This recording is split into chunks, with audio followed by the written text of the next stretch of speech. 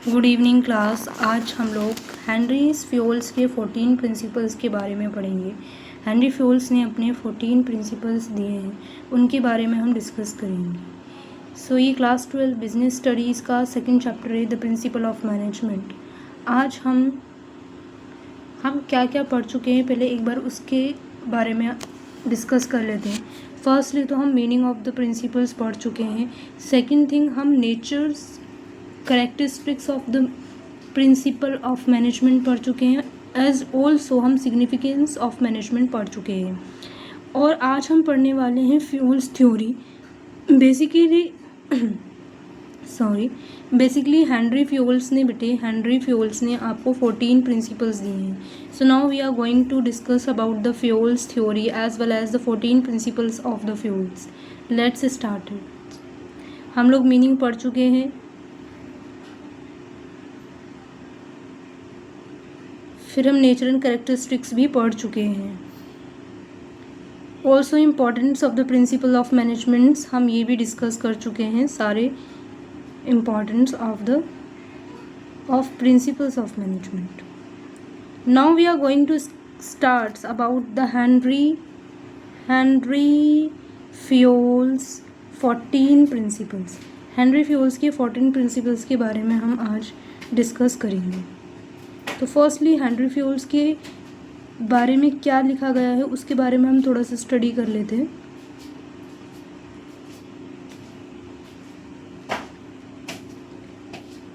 Henry fuel was a French meaning engineering. Henry fuel जो थे वो क्या थे? फ्रेंच के मीनिंग इंजीनियर थे। कहाँ के थे बेटे? ये फ्रेंच के मीनिंग इंजीनियर थे, जिनका बोर्न हुआ था 29 जुलाई इस्तांबुल में। इनका बोर्न कहाँ हुआ था? इस्तांबुल के अंदर on 29 July.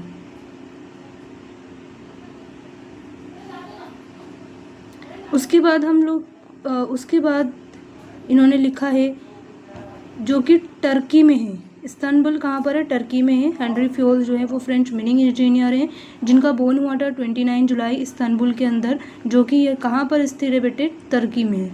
He wrote a famous books to Henri Fayol's the classic general and the industrial management. Henri Fayol's ने अपनी एक फेमस बुक लिखी थी, जो किसके ऊपर बेस्ड थी बेटे? वो बेस्ड थी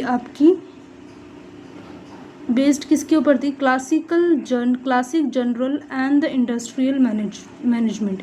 इंडस्ट्रियल मैनेजमेंट के ऊपर बेस्ड थी। He become a famous as a father of management studies and thought. फिर वो आगे चल के किस चीज़ के लिए फेमस हो गए? द फादर ऑफ मैनेजमेंट के फादर के ऊपर वो फेमस हो गए। स्टडी एंड थॉट्स, यानी कि जो मैनेजमेंट की स्टडीज़ होती है, थॉट्स होते हैं, उसके जो फादर हैं कौन? उसके जो फादर हैं हेनरी फ्यूल्स, वो उस पे जो है फेमस हो गए थे। तो ये कुछ बेसिक सी नॉलेज दी गई है आपको। किसके बारे में? हेनरी फ्यूल्स के बारे में आपको बताया गया है। हेनरी फ्यूल्स के बारे में आपको बताया गया है, ठीक है बेटे। अब हम सेकेंड पीपीटी पे चलते हैं, सेकेंड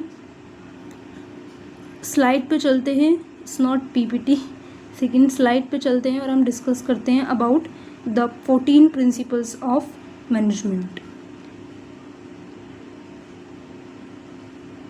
ओके, जो फर्स्ट प्रिंसिपल है, this is the divisions of work. Division of work क्या कहता है बेटे? डिवीजन ऑफ वर्क कहता है कि एक ऑर्गेनाइजेशंस के अंदर हर काम को हर एम्प्लॉयज़ को जो है डिवाइड कर दो। यानी कि जो एम्प्लॉयज़ जिस काम में परफेक्ट है, जो एम्प्लॉय जिस काम में माहिर है, उस एम्प्लॉय को वो काम दे दिया जाए, ताकि जो है स्पेशलाइजेशंस जो है उसके अंदर परफेक्टली आ जाए, वो अपने काम में माहिर हो जाए और जो है ऑर्गेनाइजेशंस के गोल्स जो हैं वो अचीव होने लगे। तो बेटे एक ऑर्गेनाइजेशंस के अंदर हर एक एम्प्लॉयज़ को काम जो है वो डिवाइड करा गया है। यानी हर एक एम्प्लॉयज़ को उनके परफेक्शन, यानी जो एम्प्लॉयज़ जिस काम में माहिर है उसके हिसाब से उसको काम डिवाइड कर दिया जाए, ताकि ऑर्गेनाइजेशंस के गोल्स अचीव हो सकें। जब हर एम्प्लॉयज़ अपने काम में माहिर होगा तो ऑर्गेनाइजेशंस के गोल्स ईजिली अचीव होंगे, रिसोर्सेज जो हैं वो वेस्टेज नहीं होंगे, और जो है एफिशिएंसी जो है काम में वो बनी रहेगी। और काम भी ऑन द टाइम हो जाएगा। जब एक एम्प्लॉइज़ अपने काम में माहिर हो जाता है तो वो काम को ऑन द टाइम कंप्लीट करता है, उसको ज़्यादा नीड नहीं होती काम को कंप्लीट करने के लिए। इसलिए जो हेनरी फ्यूल्स का जो फर्स्ट प्रिंसिपल है उसमें ये बोला गया the divisions of work. It means कि एम्प्लॉइज़ के अंदर हर एक एम्प्लॉइज़ को उसका काम डिवाइड कर दिया जाए, जिस काम में वो माहिर है उस काम में उसको डिवाइड कर दिया जाए, वो काम उसको दे दिया जाए ताकि ऑर्गेनाइजेशंस के गोल्स जो हैं वो इजीली अचीव हो सके। उसके बाद हम सेकंड पॉइंट के बारे में डिस्कस कर रहे थे। सेकंड पॉइंट जो है वो है आपका authority and the responsibilities. Authorities का मतलब होता है to giving the power. Authority means कि आप एक ऑर्गेनाइजेशंस में आप जो है आप देखते हो कि कुछ लोगों को कुछ पावर्स दी हुई होती हैं ताकि वो ऑर्गेनाइजेशंस के काम कर सकें गोल्स को अचीव करने के लिए। लेकिन यहाँ पर ये बोला गया है अथॉरिटी एंड रिस्पॉन्सिबिलिटी में एक चीज़ ये बोली गई है कि अथॉरिटी एंड रिस्पॉन्सिबिलिटीज़ जो है वो बैलेंस होनी चाहिए। क्या होना चाहिए बेटे? बैलेंस होनी चाहिए। अगर आपकी अथॉरिटी और रिस्पॉन्सिबिलिटीज़ बैलेंस नहीं होंगी तो जो है ऑर्गेनाइजेशंस के गोल्स अचीव नहीं हो पाएंगे। अगर आपको अथॉरिटी अगर आपको अथॉरिटी यानी अगर आपको पावर ज़्यादा दे दी गई तो हो सकता है आप उस पावर का मिसयूज़ करो। रिस्पॉन्सिबिलिटी, अगर आपको रिस्पॉन्सिबिलिटीज़ ज़्यादा दे दी जाए तो हो सकता है कि आप उस रिस्पॉन्सिबिलिटीज़ को बर्डन महसूस करो और ऑर्गेनाइजेशंस के गोल्स अचीव ना कर सको। इट मीन्स कि अगर आपको पावर नहीं है लेकिन रिस्पॉन्सिबिलिटीज़ ज़्यादा है तो आप कहीं ना कहीं बर्डन महसूस करेंगे। लेकिन अगर आपको रिस्पॉन्सिबिलिटीज़ इतनी नहीं है लेकिन आपको पावर दे दी गई है ज़्यादा, तो इससे क्या होगा बेटे? आपको ये जो है ऑर्गेनाइजेशन यानी आप उस पावर का मिसयूज़ करोगे। तो पावर का मिसयूज़ ना करो, रिस्पॉन्सिबिलिटीज़ आपके लिए एक बर्डन ना बने, इसीलिए ऑर्गेनाइजेशंस में इस प्रिंसिपल्स को बहुत ज़्यादा इंपॉर्टेंस दी गई है कि आप जो है अथॉरिटीज़ एंड रिस्पॉन्सिबिलिटीज़ को जो है वो बैलेंस करके चलें।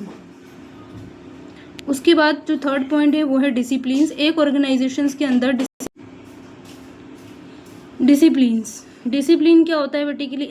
ऑर्गेनाइजेशंस के गोल्स को अचीव करने के लिए आपको डिसिप्लिन्स वेरी इंपॉर्टेंट। हर ऑर्गेनाइजेशंस के अंदर ये प्रिंसिपल्स अप्लाई होता है क्योंकि विदाउट डिसिप्लिन्स आप ऑर्गेनाइजेशंस के गोल्स अचीव नहीं कर सकते। अगर आपके ऑर्गेनाइजेशंस में डिसिप्लिन नहीं होगा तो काम में परफेक्शन नहीं होगी, ऑर्गेनाइजेशंस के गोल्स जो हैं वो अचीव नहीं होंगे और कहीं ना कहीं मिसअंडरस्टैंडिंग्स जो है एम्प्लॉयज़ के अंदर बनी रहेगी अगर डिसिप्लिन नहीं होगा। डिसिप्लिन का मतलब क्या होता है कि हर ऑर्गेनाइजेशंस के रूल्स और रेगुलेशंस को हर एम्प्लॉई, हर एक मेंबर जो है वो फॉलो करे।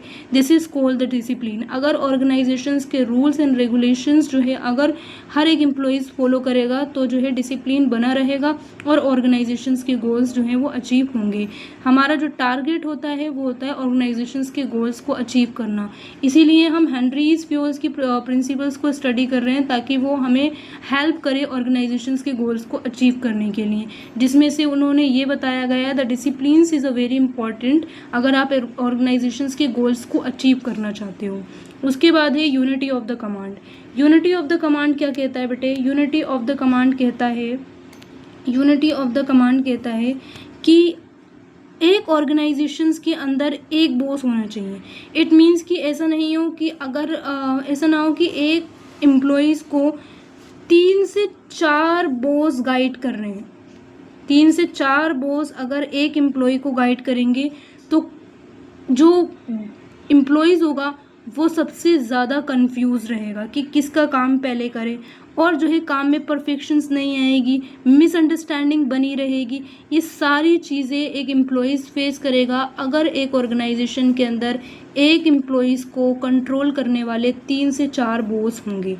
यानी कि एक ऑर्गेनाइजेशन में एक ही बॉस होना चाहिए जो एम्प्लॉइज़ को कंट्रोल करे, जो उसकी डाउट को सॉल्व करे, जो उसकी बात को समझे और अपने उसके पॉइंट ऑफ व्यूज़ को भी वैल्यूज़ दे और उनके साथ एक कॉन्वर्सेशंस जो है वो डेवलप करे ताकि ऑर्गेनाइजेशन में जो है पीस बनी रहे। उसके बाद जो है वेरी इंपॉर्टेंट, अगर आप यूनिटी ऑफ कमांड के प्रिंसिपल्स को फॉलो करते हो तो ऑर्गेनाइजेशंस के गोल्स इजीली अचीव होने के चांसेस जो है वो और हाई हो जाएंगे, क्योंकि एक एम्प्लॉइज़ पे एक बॉस होगा, यानी एम्प्लॉइज़ पर एक बॉस, वन बॉस अगर आपके ऑर्गेनाइजेशंस में है तो हर एक एम्प्लॉइज़ जो है अपने काम को परफेक्टली कंप्लीट कर लेगा। Now we are move on the next slide. हम लोग मूव करते हैं द नेक्स्ट स्लाइड पे, जो कि आगे आपके और 14 प्रिंसिपल्स के बारे में डिस्कस करेंगे, जो बचे हुए प्रिंसिपल्स हैं।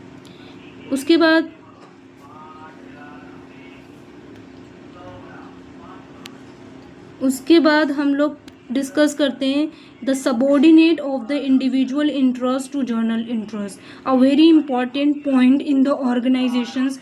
अगर एक subordinates of the individual interest to general interest, it means कि आपका ऑर्गेनाइजेशन में, इस ऑर्गेनाइजेशन में आप लोगों के लिए बहुत इम्पॉर्टेंट है कि आप इंडिविजुअल इंटरेस्ट के ऊपर फोकस ना दें, आप केवल अपने बारे में ना सोचें। अगर आप एक ऑर्गेनाइजेशंस के अंदर वर्क करते हैं तो यू हैव टू नो कि आप एक ऑर्गेनाइजेशंस के गोल्स के लिए काम कर रहे हैं एक साथ मिलके। तो कभी भी आप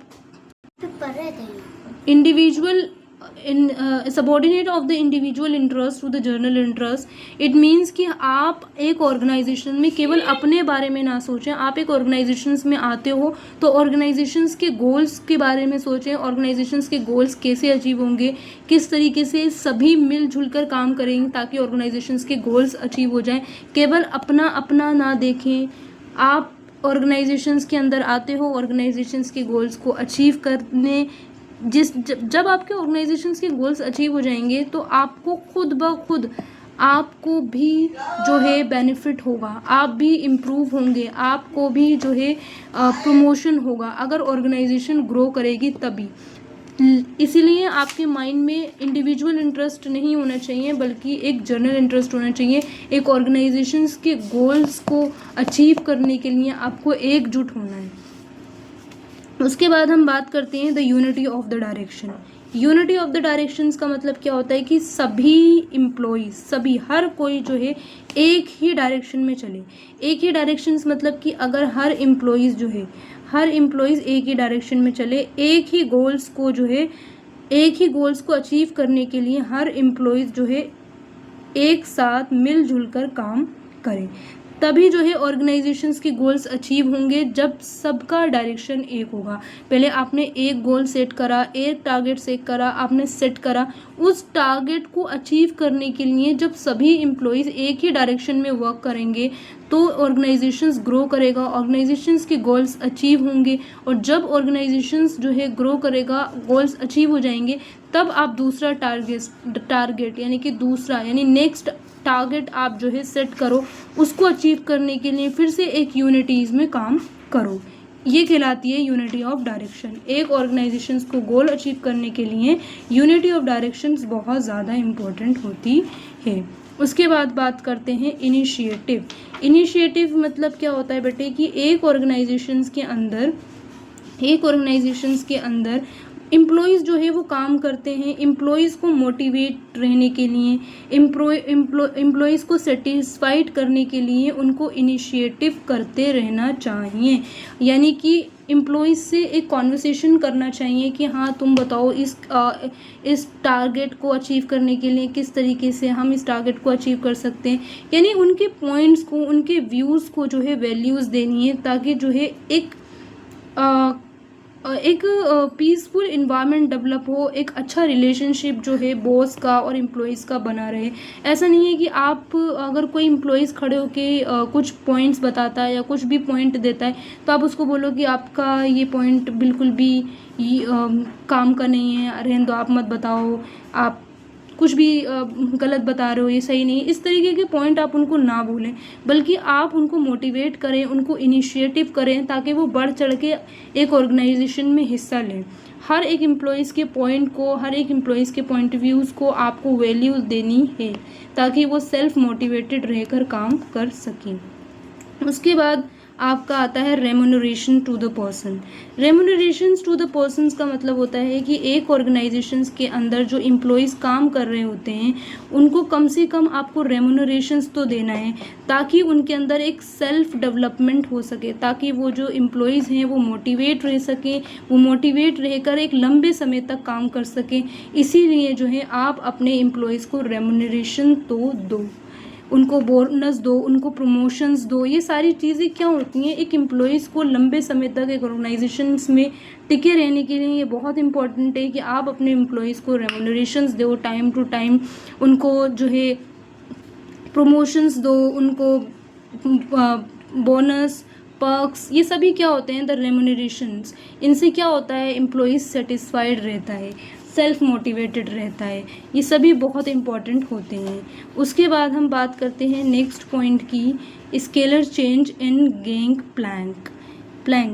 scalar change in gang plank के बारे में हम लोग डिस्कस करते हैं, वेरी इंपॉर्टेंट, और इस पे केस स्टडीज़ पे क्वेश्चंस आते हैं इसके ऊपर।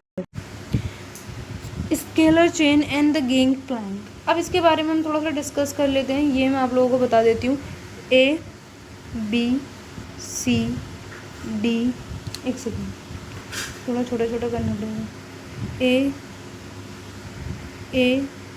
B C D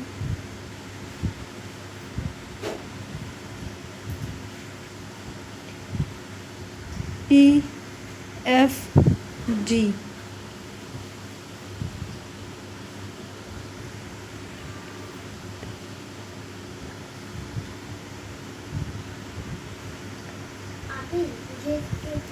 बराबर वाला ही घर है ना, वो हमारा ही घर है, किराए पे लिया है।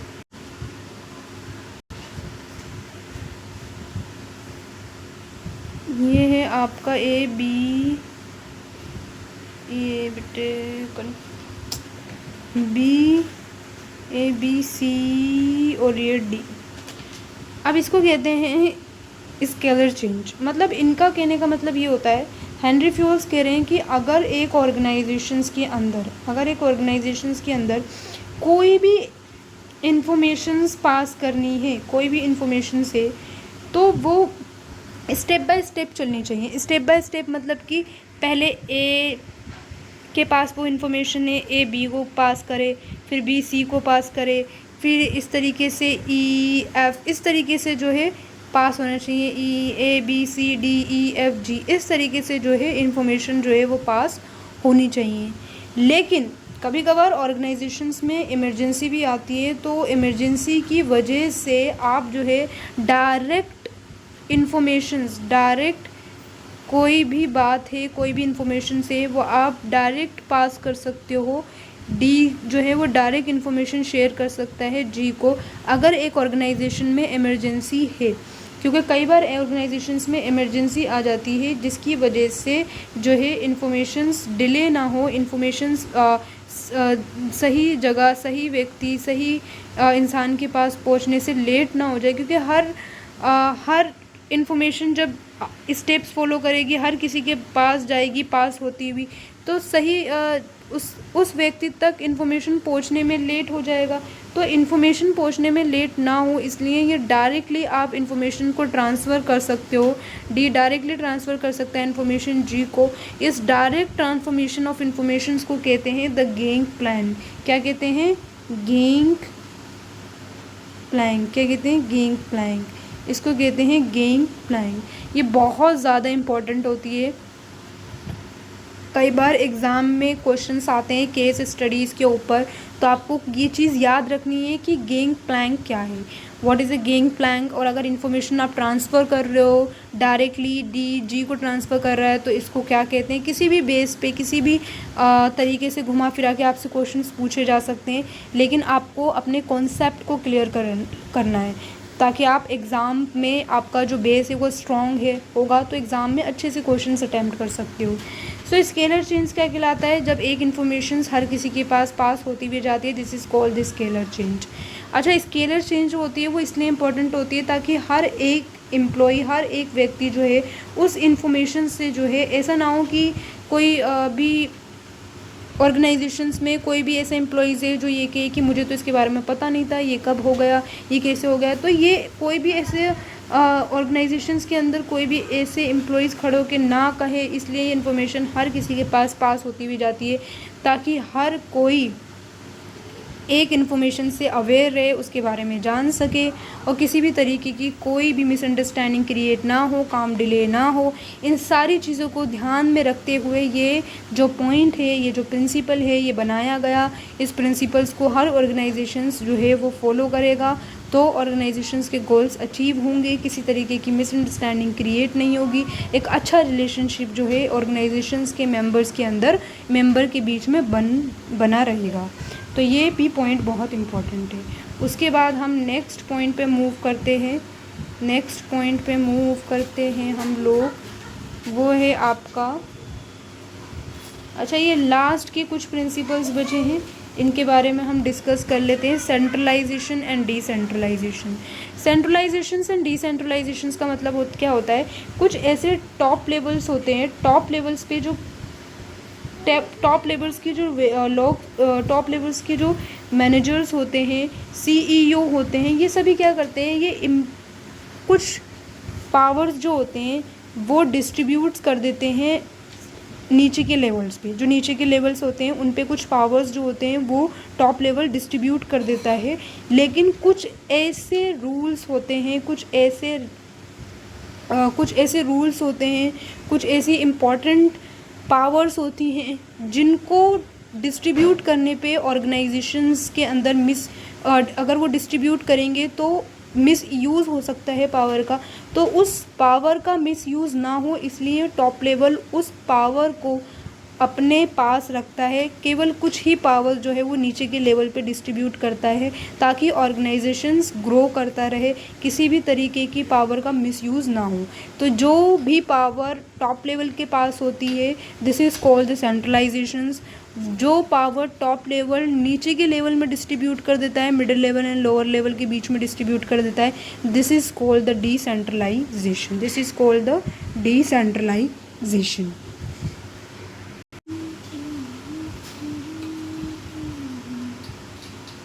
उसके बाद आता है the principles to order. Principles to order का मतलब क्या होता है कि एवरीथिंग, हर एक चीज़ अपनी सही जगह पर हो, हर एक इंसान अपनी सही जगह पर हो, हर एक चीज़ अपनी सही जगह पे हो। This is called the principles to order.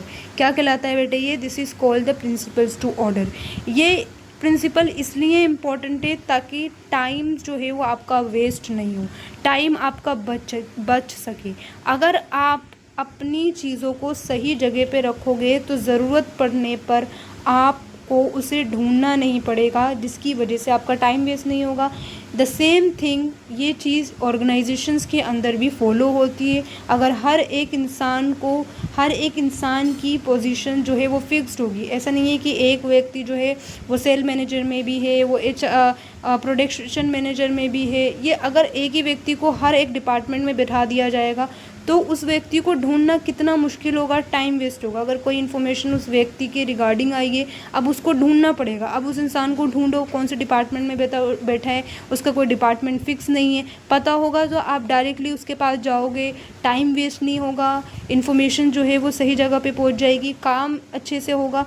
तो ये कब होगा? जब प्रिंसिपल्स टू ऑर्डर को फॉलो किया जाएगा, जब हर एक चीज़ ऑर्डर में होगी। अब ऑर्डर का मतलब ये नहीं है कि चीज़ों को ऑर्डर में रख दिया जाए, इंसानों को भी, यानी हर एक इंसान की पोजीशंस भी सही जगह पे होनी चाहिए। सो ये ऑर्गेनाइजेशंस के अंदर फॉलो होना चाहिए ये प्रिंसिपल्स, ताकि टाइम जो है वो वेस्ट ना हो और ऑर्गेनाइजेशंस के गोल्स अचीव करने के लिए ये बहुत ज़्यादा इम्पॉर्टेंट होता है। कौन सा principle? Principles to order. Clear? अब उसके बारे में अब हम नेक्स्ट पॉइंट डिस्कस करते हैं। नेक्स्ट पॉइंट हमारा है unity of the equity. Unity of the equity का मतलब ये है कि हर एक एम्प्लॉइज़ को आप जो है इक्वली ट्रीट करें, हर एक एम्प्लॉइज़ को इक्वल ट्रीट करें। ऐसा नहीं है कि आप किसी एम्प्लॉइज़ को, अगर कोई आपके नॉन वाला एम्प्लॉइज़ है तो आप उसको ज़्यादा वैल्यूज़ दे रहे हो, उसके पॉइंट्स को ज़्यादा वैल्यूज़ दे रहे हो, ऐसा नहीं होना चाहिए। यानी हर एक एम्प्लॉइज़ को आप इक्वली ट्रीट करो, ताकि हर एक एम्प्लॉइज़ जो है वो सेल्फ़ मोटिवेटेड रहे, और सेल्फ़ मोटिवेटेड रहने से वो ज़्यादा लंबे समय तक एक ऑर्गेनाइजेशन में काम कर सकता है अगर वो सेल्फ़ मोटिवेटेड रहेगा। सो वेरी इंपॉर्टेंट कि यूनिटी ऑफ द इक्विटी जो है वो हर एक ऑर्गेनाइजेशन ये प्रिंसिपल फॉलो करे, ये बहुत इंपॉर्टेंट है, the unity of the equity. Stability of the tenure of the person, stabilities of the tenure of the personnel. Stabilities of the tenure of the personnel क्या होता है बेटे? What is that principle? The stabilities of the tenure of the personnel